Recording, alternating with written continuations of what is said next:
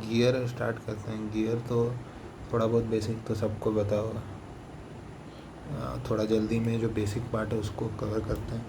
तो गियर का काम क्या होता है कि गियर पावर ट्रांसमिटिंग डिवाइस होता है जो कि पावर कुछ इस तरह से ट्रांसफ़र करे कि ओमेगा का रेशियो जो कांस्टेंट रहे। तो जैसे वो गियर का जो कॉन्सेप्ट है वो बेसिकली स्टार्ट होता है फ्रिक्शनल डिस्क से, ठीक है। यहाँ पर दो फ्रिक्शनल डिस्क है और इनके बीच में प्योर रोलिंग मोशन हो रहा है, मतलब कि कोई स्लिपिंग एज्यूम हम अभी नहीं कर रहे हैं। हालांकि हाई वेलोसिटीज़ जब आएगा तो वहाँ पे स्लिपिंग भी आ जाएगा। तो ये जो क्यू पॉइंट का जो ये वेलोसिटी है, चाहे वो तुम डिस्क 1 से देखो चाहे डिस्क 2 से देखो, वैल्यू तो बराबर ही आएगा। तो डिस्क 1 से अगर हम इसका वैल्यू देखें तो R1 ओमेगा 1 आएगा। डिस्क नंबर 2 से इसका अगर वैल्यू VQ देखें तो R2 ओमेगा 2 आ जाएगा, ठीक है।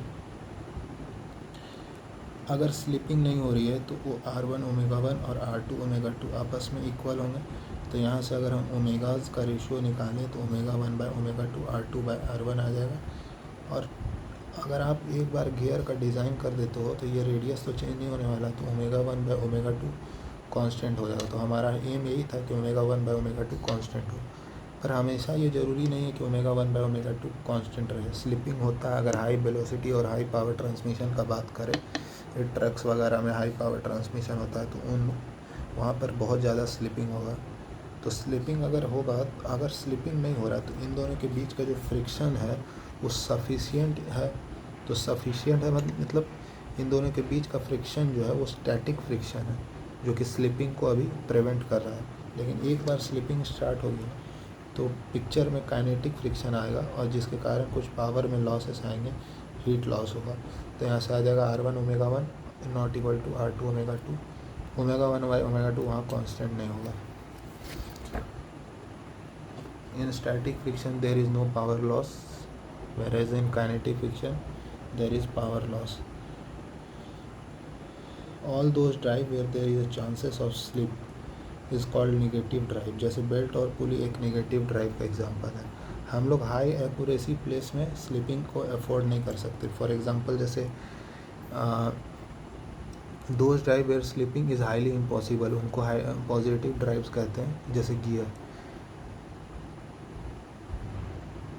अच्छा, अगर हम स्लिपिंग की बात कर रहे हैं तो डायरेक्शन ऑफ मोशन में स्लिपिंग नहीं होना चाहिए, उसके परपेंडिकुलर में स्लिपिंग हो सकता है, हमें उससे मतलब नहीं है। और देखा जाए हम गियर्स वगैरह में या फिर अपने व्हीकल्स में लुब्रिकेंट्स तो यूज़ करते हैं ही हैं।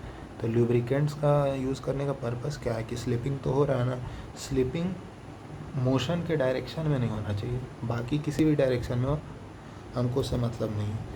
तो what are those application where we cannot afford slipping. तो मैकेनिकल क्लॉक में हम 1 सेकंड का भी टाइम लैग नहीं चाहते हैं, तो वहाँ पर हम लोग स्लिपिंग को अफोर्ड नहीं कर सकते। फ्रिक्शनल डिस्क में हम लोग ने स्लिप इसलिए आया था क्योंकि फ्रिक्शन का जो है वो इनसफिशिएंट पड़ जा रहा था। Friction was not high enough, so high power transmission there is a chances of slip. तो हम लोग को जो हमने फ्रिक्शनल डिस्क से अपनी कहानी स्टार्ट की थी, वहाँ पर हमको जो है अपना सरफेस का रफनेस बढ़ाना पड़ेगा। इट मीन्स कि हमको जो फ्रिक्शनल डिस्क है उसके ऊपर कुछ प्रोजेक्शन लेना पड़ेगा। तो इन प्रोजेक्शन को हम बोलते हैं टीथ। हम गियर पे कुछ टीथ कट करते हैं जिसमें दूसरे गियर का टीथ इस स्पेस में फंस जाता है, और जब ये एक बार ये फंस जाता है तब ये स्लिपिंग नहीं होता।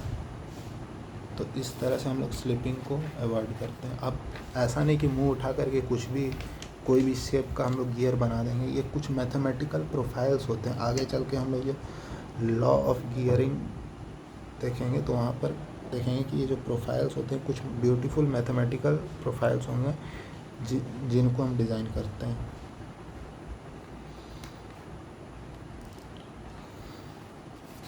अब गियर्स का क्लासिफिकेशन है according to type of gearing, बहुत तरह का क्लासिफिकेशन है।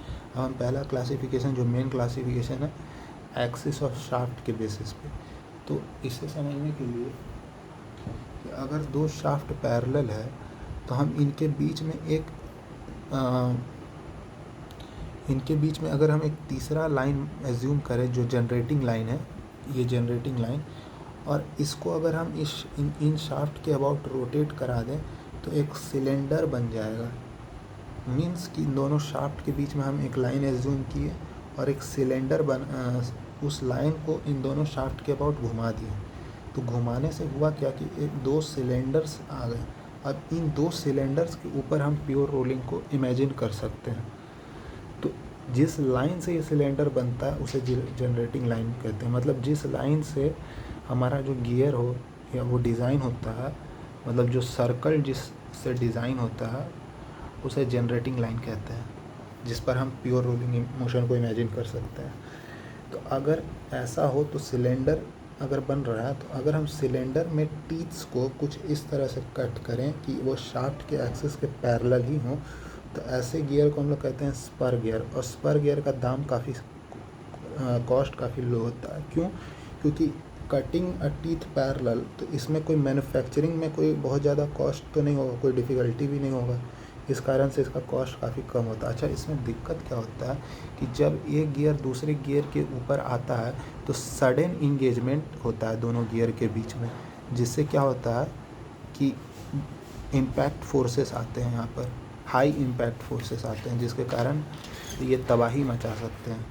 सडन इंगेजमेंट और डिसंगेजमेंट होता है, नॉइजी ऑपरेशन होता है, सिग्मा इम्पैक्ट काफ़ी ज़्यादा होता है, जिसके कारण चांसेस ऑफ फेलियर हाई होता है। कहाँ देखने को मिलता है ये स्पर गियर? गन्ने का जूस का मशीन,